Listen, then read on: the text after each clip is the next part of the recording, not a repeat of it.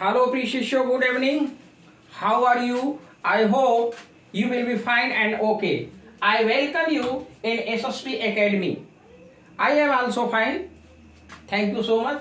यहाँ पर आपको सिंथेसिस, ध्यान दीजिएगा, सिंथेसिस मिलाना या जोड़ना का फोर्थ रूल आपको पढ़ाया जा रहा है। सिंथेसिस में आप सिंपल सेंटेंस को मैं कवर कर रहा हूं। इसमें फोर्थ रूल जो है आपका नॉमिनेटिव एब्सोल्यूट। नॉमिनेटिव एब्सोल्यूट होता क्या है? नॉमिनेटिव एब्सोल्यूट होता है स्वतंत्र कर्ता। स्वतंत्र कर्ता ऐसा कर्ता होता है जो टेंस के बंधन से बिल्कुल मुक्त होता है। वो ना तो किसी क्रिया का सब्जेक्ट ही होता है और ना ही किसी क्रिया का ऑब्जेक्ट होता है। इसी रूल्स को आपको समझना है। नॉमिनेटिव एब्सोल्यूट उस कर्ता को कहते हैं जो वाक्य में स्वतंत्र होता है। ऐसे कर्ता का कोई भी प्रभाव वाक्य के कर्ता पर नहीं पड़ता, क्योंकि यह न तो किसी फाइनाइट वर्ब यानी पूर्ण क्रिया का कर्ता होता है, न ही कर्म होता है। तो आपको यह समझना है, सेंटेंस के माध्यम से, एग्जाम्पल के माध्यम से आप समझोगे कि कहां पर स्वतंत्र कर्ता हो रहा है और कहां पर हमें समझना है इस बात को। जैसे एग्जाम्पल के माध्यम से पॉइंट नंबर 1 मैं बता रहा हूं, 3 पॉइंट है, देयर आर 3 पॉइंट। ये 3 पॉइंट आपके पास मिलेंगे नॉमिनेटिव एब्सोल्यूट बनाने के लिए, जिससे आप सिंपल सेंटेंस बनाओगे। ये पहला पॉइंट आपका है जब वर्ब आपका सेकेंड फॉर्म में होता है।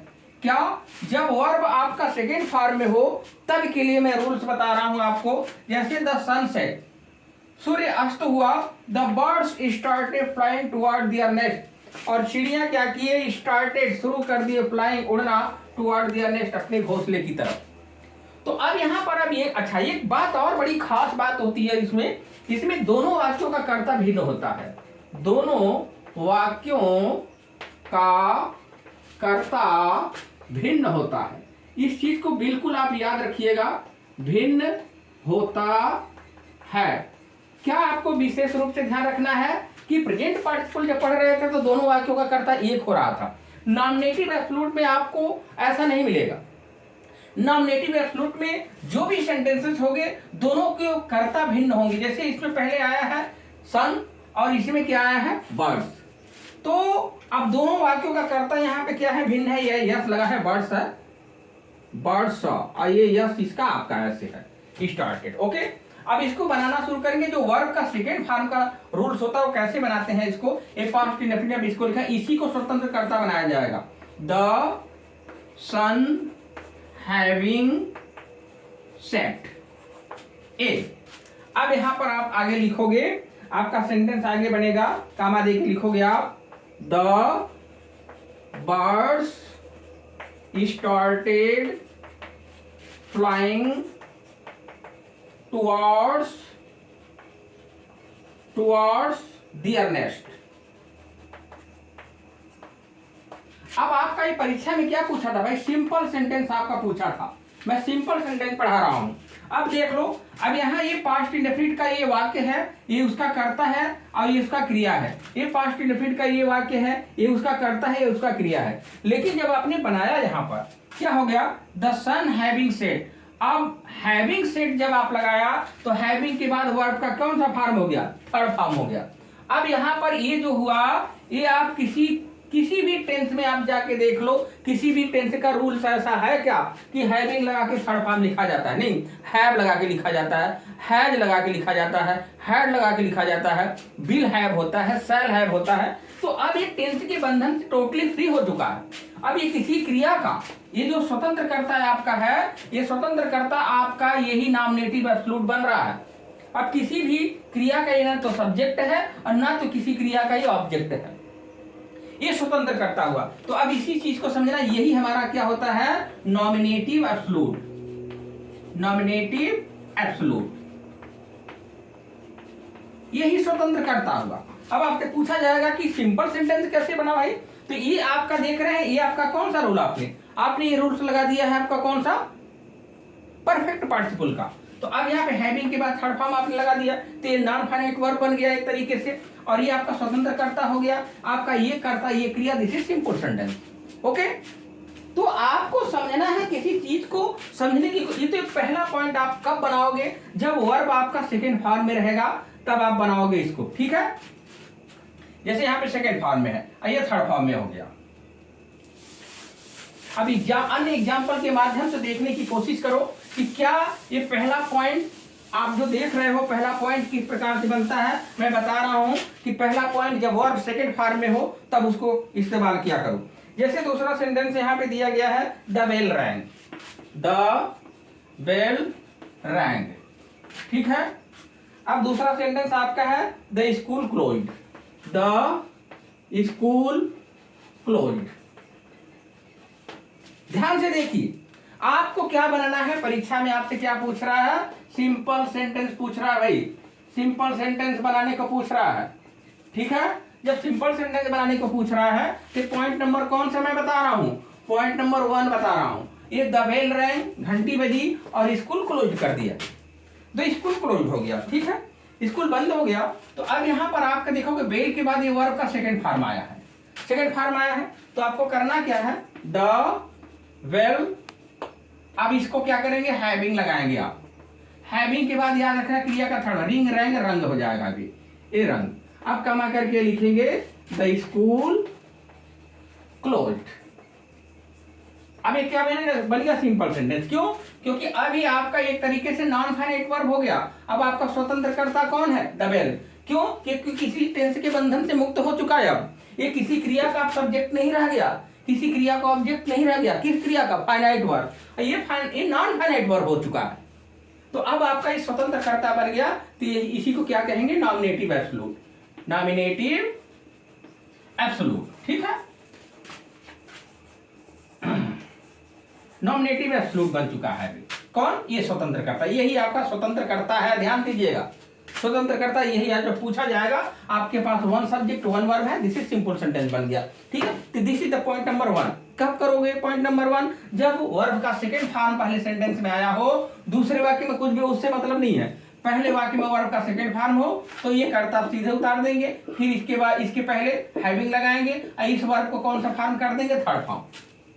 तब ये नॉन फाइनाइट हो जाएगा, अब किसी टेंस के बंधन से मुक्त हो जाएगा, स्वतंत्रकर्ता हो जाएगा, ठीक है। अब आपके पास 1 सब्जेक्ट 1 वर्ब हो गया, तो दिस इज सिंपल सेंटेंस हो गया। दूसरा एग्जांपल देखिए आप, थर्ड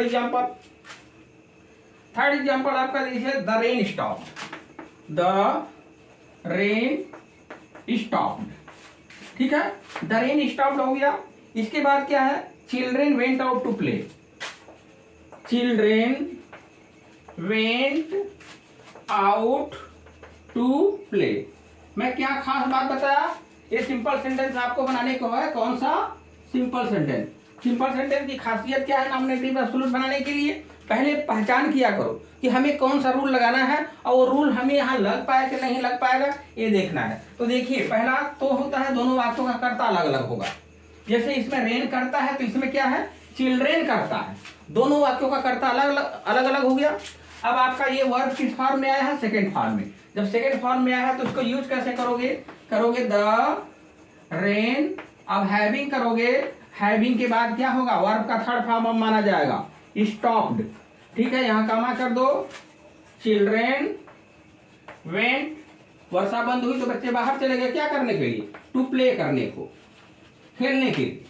अब ये सिंपल सेंटेंस हो गया। अब आपके पास 1 सब्जेक्ट 1 वर्ब हो गया, ये आपका क्या हो गया, ये नॉन फाइनाइट हो गया, ये आपकी स्वतंत्रकर्ता हो गई, यही आपका नॉमिनेटिव एब्सोल्यूट बन रहा है, ओके। अब सेकेंड पॉइंट आप देखो, थर्ड पॉइंट कैसे बनता है, सेकेंड पॉइंट, थर्ड बाद में बताएंगे आपको। तो पढ़ाई की एक कंसिस्टेंसी होनी चाहिए। जब तक आप अपने काम में कंटिन्यूअस नहीं रहोगे, रेगुलरिटी नहीं रहेगी, तो there will be no success. तो सफलता प्राप्त करना है तो एक दिन में नहीं मिलता है, इसके लिए कंटिन्यूटी आपको चलना पड़ता है, चलोगे तभी कुछ मिलेगा। यहां पर पॉइंट नंबर क्या है, पॉइंट नंबर थर्ड में बता रहा, सेकेंड में बता रहा हूं। सेकेंड पॉइंट नंबर सेकेंड कैसे बनेगा ये ध्यान दीजिए। पॉइंट नंबर सेकेंड बनेगा जैसे the play was over, all left the field, all left the field। इंसान की जिंदगी का सपना वो होता है जो सपना आपको जीने न दे, समझ रहे हैं। चैन की जब जिंदगी सोओगे तो संघर्ष नहीं कर पाओगे, क्योंकि संघर्ष का जिंदगी का दूसरा नाम है संघर्ष।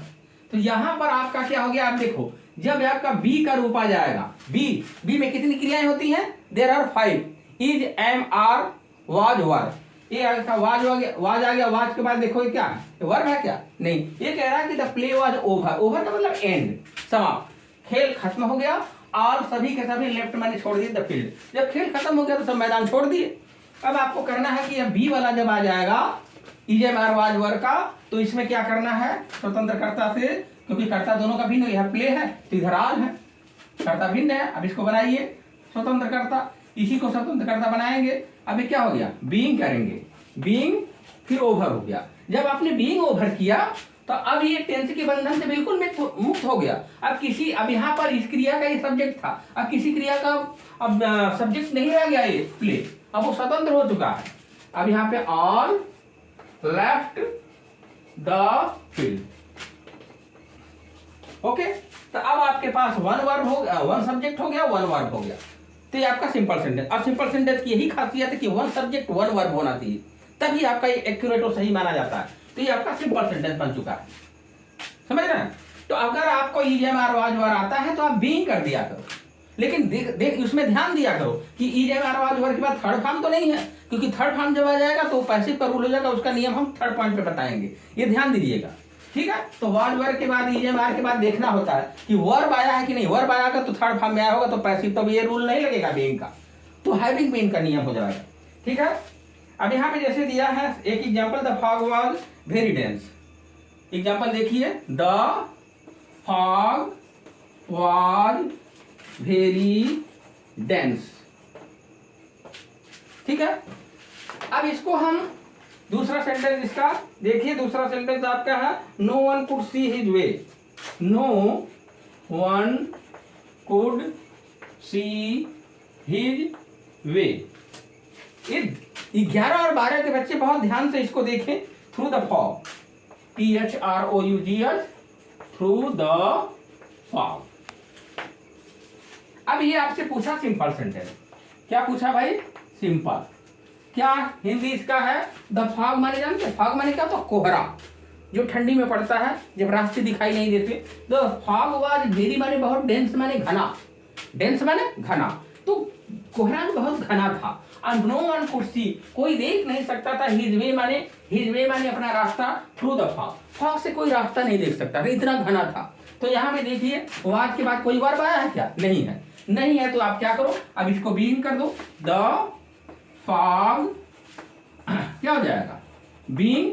अब यहां देखोगे इसका कर्ता कहा जाएगा, लेकिन अब यहां नहीं है, क्योंकि किसी टेंस का नियम है या नहीं है, ये ध्यान दीजिएगा, वेरी डेंस। अब यहां कामा करके, no one could see his way, क्या है यहां लिख दीजिए, वे थ्रू, थ्रू माने से, द फॉग। अब ये सिंपल सेंटेंस बन गया। अब क्यों, क्योंकि अब ये जो आपका ये स्वतंत्रकर्ता हो गया, अब ये नॉन फाइनाइट एक तरीके से कर दिए, बीइंग, ठीक है, पार्टिसिपल के बेस से। अब तो अब ये आपका स्वतंत्रकर्ता बना, यही आपका नॉमिनेटिव एब्सोल्यूट का। क्यों बन रहा है भाई, किसी टेंस के नियम आपने देखा है, कर्ता के बाद बीइंग लगता है, नहीं, इज एम आर लगता है, वाज वर लगता है, हैज हैव लगता है, do not, does not, did, ये होता, लेकिन यहाँ पे ऐसे बीइंग करते हुए आप नहीं देखोगे। तो ये आपका स्वतंत्रकर्ता क्या हो चुका है, फॉग। तो this is the nominative absolute. अब आप देखोगे थर्ड, तीसरा नियम कैसे बनता है। थर्ड नियम यानी थर्ड पॉइंट, देखिए पॉइंट के अनुसार देयर आर 3 पॉइंट। मैंने बताया कि नॉमिनेटिव एब्सोल्यूट बनाने के लिए 3 पॉइंट है। एक वर्ब का सेकंड फॉर्म आएगा तो हैविंग लगा के थर्ड फॉर्म कर देंगे, और दूसरा जो आपका है इजम आर वाज वर आएगा तो बीइंग कर देंगे। अब थर्ड पॉइंट जो आपको मैं बताने जा रहा हूं पैसिव का है। पैसिव में आप ध्यान दीजिएगा, जैसे यहां पर दिया गया है the letter was written, the letter was written, ये पास्ट इंडेफिनिट का पैसिव है, ठीक है। अब he passed it at once, he posted it at once, he posted it at once. अब यहाँ इसका मतलब क्या है, सिंपल सेंटेंस आपसे पूछा है, क्या पूछा है, सिंपल बनाने को पूछा है। तो सिंपल सेंटेंस बनाने को पूछा है, तो यहाँ देख लो, अब ये बी तो है जरूर, अब इसके पूर्व में बी देख रहे थे, लेकिन बी प्लस यहाँ पे वर्ब का कौन सा फॉर्म आ गया, थर्ड फॉर्म, तो ये पैसिव का रोल है। वैसे होता तो बीइंग कर देते। अब यहाँ करोगे क्या आप, इसको बनाने के लिए यानी द लेटर वाज रिटेन, पत्र लिखा गया, और ही पोस्टेड माने उसको छोड़ दिया, पोस्ट कर दिया, इट एट वाज तो उसको पोस्ट कर दिया, छोड़ दिया पोस्ट ऑफिस में। ओके, तो अब यहाँ पे क्या करोगे, इसी को स्वतंत्र कर्ता बनाओगे, द लेटर। अब ये जो पैसिव अगर रहेगा तो क्या करोगे, हैविंग बीन करोगे, हैविंग बीन रिटेन हो जाएगा। अब कामा करके ही पोस्टेड। अब देखो, अब ईट को क्यों नहीं लिखोगे, क्योंकि ईट किसके लिए आया है, ईट किसके लिए आया है, लेटर के लिए। लेटर के लिए तो कहा जाता है कि किसी चीज का मेंशन सिंपल सेंटेंस में दोबारा नहीं करते हैं। अगर उसके लिए आपने नाउन दे दिया तो फिर प्रोनाउन लिखने की कोई जरूरत नहीं है यहाँ पर। अब इसको क्या करोगे आप, यहाँ पे एट वंस लिख सकते हो, यहाँ पे एट वंस लिखा जाएगा, ईट को हटा देंगे। ईट किसको क्यों हटाएंगे, ईट को, क्योंकि इसके स्थान पर लेटर आ चुका है, लेटर के लिए आया है। तो जब नाउन का प्रयोग कर दिया तो प्रोनाउन अपने आप खत्म हो जाता है। ठीक है, तो अब यहाँ पर आपका क्या बन गया, ये नॉमिनेटिव एब्सोल्यूट बन गया, स्वतंत्र कर्ता हो गया। अब ये आपका क्या है, नॉन फाइनाइट वर्ब है, किसी फाइनाइट वर्ब का कर्ता है ही नहीं अभी, यहाँ फाइनाइट वर्ब का कर्ता है आपका। तो ये आपका सिंपल सेंटेंस बन गया। ओके, एक और अन्य एग्जांपल देखो। तो 3 पॉइंट है, तीनों पॉइंट को दिमाग में कीप कर लो, एकदम बैलेंस बना लो दिमाग में, रिमेंबर कर लो कि 3 पॉइंट से ही नॉमिनेटिव एब्सोल्यूट बनता। ओके, दूसरा जैसे कि एग्जांपल आपका दिया गया है यहां पर, और वो एग्जांपल है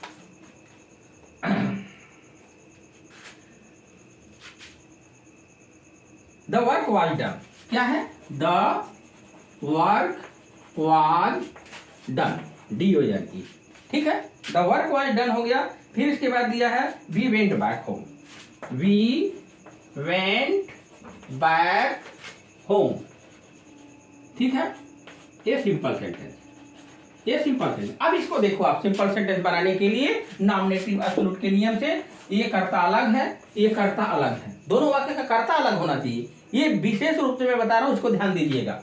द वर्क वाज डन, कार्य पूरा कर लिया गया, वी वेंट बैक होम, हम लोग वापस घर चले गए। तो अब इस सेंटेंस को, क्योंकि ये बी प्लस क्या आ गया, बी प्लस वर्ब का थर्ड फॉर्म आ गया, तो ये पैसिव है, इसको बनाने के लिए हैविंग बीन का इस्तेमाल करेंगे। ओके, तो अब यहाँ पे करेंगे, उत्तर देखिए इसका, द वर्क, फिर क्या करेंगे, हैविंग बीन, फिर वर्ब का थर्ड फॉर्म क्या है, डन, फिर कामा लगाएंगे, लिखेंगे वी वेंट बैक होम। अब आपका क्या बन गया है, अब ये देखिए आपका ये नॉन फाइनाइट वर्ब हो गया एक तरीके से, ये आपका नॉमिनेटिव एब्सोल्यूट बन गया, स्वतंत्र कर्ता हो गया ये आपका, और ये आपका के पास ये 1 सब्जेक्ट 1 वर्ब हो गया। तो ये 1 सब्जेक्ट 1 वर्ब हो गया, तो this is the simple sentence हो गया है। यानी कहने का मतलब पत्र क्या क्या करा, कार्य समाप्त किए जाने के बाद हम लोग घर वापस चले गए। तो ये आपकी 3 पॉइंट्स रहे। और भी एग्जाम्पल्स आप देख लो इसके, एक और भी एग्जाम्पल देख लो। एक बड़ा महत्वपूर्ण एग्जाम्पल एग्जाम वगैरह में आता है, जैसे the leader was slain, the leader was slain, SLAIN, the leader was slain. ये ध्यान से देखिएगा, ये मीनिंग SLAIN है, फुल स्टॉप। अब इसके बाद दिया गया है the followers ran away in fear, the followers, FLOWER, the followers ran away in fear। अब ये आपका सिंपल सेंटेंस बनाने को कहा है आप, इसका मतलब क्या है, द लीडर वाज स्लेन, यानी नेता की हत्या कर दी गई। ये स्ले से आया है, स्ले का थर्ड फॉर्म है भाई, इसको बच्चे समझ नहीं पाते, ये वर्ब का थर्ड फॉर्म है, हत्या किया जाना। तो नेता की हत्या कर दी गई। अब जब नेता की हत्या कर दी गई तो फॉलोअर जो अनुयायी थे वो रैन अवे, भाग गए, इन फियर माने भय में। तो अब इसको क्या करोगे आप, इसी को स्वतंत्र करता आपको बनाना है, क्या हो जाएगा, the leader having been slain, ये हो गया स्लेन। फिर आप कामा करोगे, the followers ran away in fear, the followers, ये फॉलोअर रहा होगा, यस लगा दीजिएगा यहाँ पे। The followers ran away in fear. ठीक है, ये सिंपल सेंटेंस बन गया। क्यों? क्योंकि अब आपका ये नॉन फाइनाइट वर्ब हो चुका है, ये आपका स्वतंत्र कर्ता हो चुका है, नॉमिनेटिव एब्सोल्यूट। क्यों? क्योंकि किसी भी क्रिया का ये अब सब्जेक्ट नहीं रह गया, ना तो किसी क्रिया का ये ऑब्जेक्ट है। तो इस बात का ध्यान, किस क्रिया का? किसी फाइनाइट वर्ब पर। ये भी है तो नॉन फाइनाइट वर्ब है। अभी यहां पर फाइनाइट था, अब इस फाइनाइट का ये सब्जेक्ट था, ये नॉन फाइनाइट का सब्जेक्ट ऐसे नहीं करेंगे। तो ये फाइनाइट का कर्ता कहा जाता है, तो फाइनाइट रही नहीं गया, नॉन फाइनाइट हो चुका है, तो ये स्वतंत्र कर्ता हो गया। आपके पास एक कर्ता, एक कर्ता और एक क्रिया, एक क्या बन चुका है आपका? सिंपल सेंटेंस हो गया है।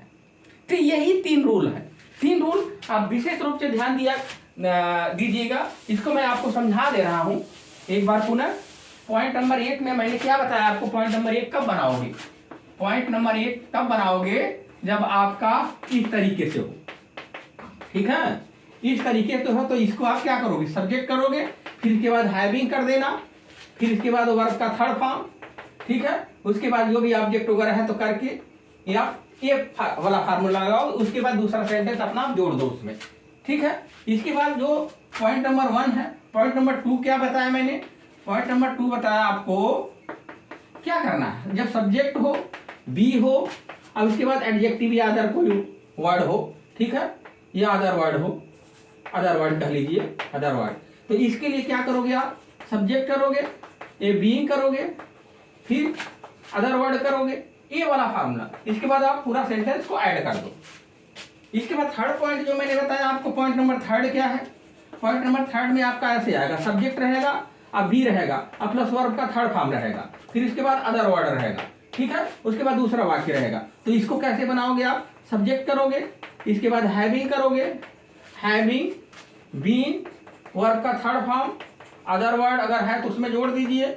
ठीक है, उसके बाद फिर अगला वाक्य आप लिख दीजिए। तो ये आपका जो रूल्स मैं बता रहा हूं, कौन सा रूल बताया आपका? पहले के लिए क्या बताया? ये वाला फार्मूला, हैविंग थर्ड फॉर्म कब करोगे? जब वर्ब सेकंड फॉर्म में आएगा। बी अगर सिर्फ है तो बीइंग से बना लेना, बी वर्ब का थर्ड फॉर्म है तो हैविंग बीइंग थर्ड फॉर्म कर देना। यही रूल्स है। ओके, तो इन रूल्स के को आप अपने बुक्स में जो भी एक्सरसाइज दी गई है इसी बेस से आप करने की कोशिश करिएगा, आपके सारे क्वेश्चन सॉल्व हो जाएंगे। तो sir thank you so much for today, I will meet you next day. और एक चीज और ध्यान दीजिएगा कि रेगुलरिटी आपके अध्ययन में होना चाहिए। ठीक है, thank you so much, good night, bye bye.